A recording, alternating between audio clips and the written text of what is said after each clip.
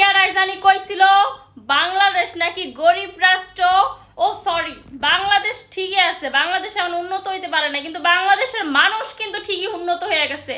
বাংলাদেশের মানুষটা যায় কইব গরিব, হ্যাঁ সব থেকে বড় গরিব। বাংলাদেশের মানুষ হইছে অনেক বড় লোক, অনেক বড় লোক। মার্কেটে গেলে মনে করেন যে মাইনছের মাথা মাইনছে খায়। এই যে ধরেন শপে, আজকে দেখলাম আড়ংয়ের শপে মানুষের মাথা মানুষ খাচ্ছে, মানে এইরকম ভিড়। একটা ড্রেসের দাম না হলেও বড় বড় শপগুলোতে 5 থেকে 10 হাজার টাকা, আবার অনেক বেশি। অনেকে আছে যে ভাবের জ্বালায় 20 থেকে 25 হাজার টাকার ড্রেসও পরে। এই ড্রেস মানে এই ড্রেসগুলো নেওয়ার জন্য মানুষ হুমড়িয়ে খেয়ে পড়ছে। ভাই এগুলো কিনে কারা? মানে একটা ড্রেস যারা 20 থেকে 25 হাজার টাকা দিয়ে কিনতে পারে তারা আবার কিভাবে গরিব হয়? মানে আপনারা বুঝতে পারছেন?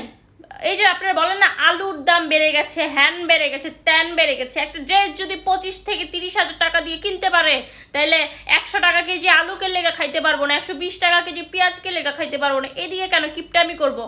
আপনারা আসল কামে চিল্লাচিল্লি না কইরা মনে করেন যে চিল্লাচিল্লি করেন অন্য কামে। চিন্তাটা করেন বাংলাদেশের মানুষ কতটা বড়লোক হয়ে গেছে।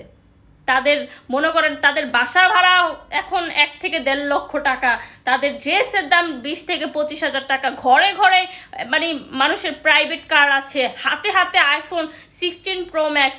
তাহলে ওরা কোত্থেকে গরিব হলো? ওরাই তো বড় লোক, আমেরিকার থেকেও বড় লোক আমাদের বাংলাদেশের মানুষগুলা।